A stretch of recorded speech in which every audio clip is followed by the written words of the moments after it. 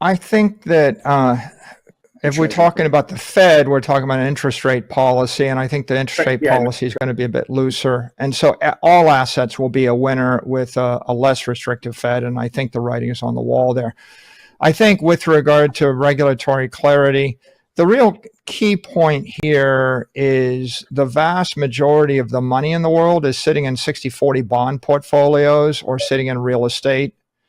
So the traditional money, conventional money, is sitting in a 60/40 portfolio or real estate. The scared money, the traditional scared money, is sitting in gold.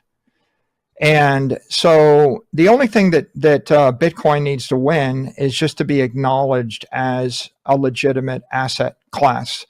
When money managers like Fidelity or BlackRock point out that this is an institutional grade asset, a digital gold, a digital property, or a digital capital, that's the most important thing that's happened in Wall Street in 40 years. And last week, BlackRock published a white paper where the headline was Bitcoin, a unique diversifier. And they said not only is it a legitimate asset class, by the way, the regulators help with that. When the regulators approve spot ETFs and when they approve options trading, they're signaling to all these traditional old money investors that this is not tulip bulbs. This is not a scam. This is legitimate. So they do their part by showing it's legitimate, but BlackRock does their part by pointing out it's a unique diversifier. Everybody in the world, if you look at high net worth families and portfolio managers, they're looking for the great white whale. The Moby Dick of investment is an uncorrelated asset which will perform. They want something which is not correlated to bonds. They don't want it correlated to risk assets. They call alternative investments. You know, big banks have conferences for alternative investments because anybody in the world can buy a bunch of stocks. You know, it's pretty obvious. You can buy them in 15 seconds. So they end up doing things like buying portfolios of timber rights, you know, or natural gas pipeline, you know, rights of way, or the classic, you know, great alternative investment for the last 100 years, just real estate. I just buy some scarce desirable land because I feel like when my stock portfolio crashes, I want something else which is not going to crash at the same time. So Bitcoin represents a new asset. If it's a high performing asset, right, and it's the best performing asset in 15 years, it's up like 48% in the past 48 months versus the S&P looks like a 12 or 13% performer. It's a performing asset. It's a new asset.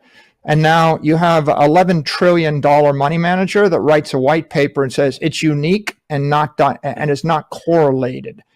So if it's not correlated, that means the 60/40 portfolio can be replaced with a 55, 35, 10 portfolio. And so do the quick math on what happens when 10% of hundreds of trillions of dollars flows into an asset that only has 450 Bitcoin a day available from natural sellers. That's $25 million a day of natural selling. It's not that much. And so when people reallocate their investment portfolio, then that's very bullish for the asset class. And all this regulatory clarity, like, well, I mean, regulations mean different things to different assets for sure. But Bitcoin is a very simple principle. It's like just digital capital.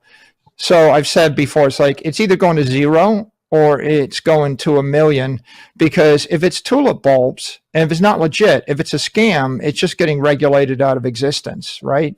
But if it's legitimate, it's basically everybody's holy grail. It's like basically the font of eternal youth for investors. It's the thing everybody wants, a high performing asset not correlated to the rest of their portfolio.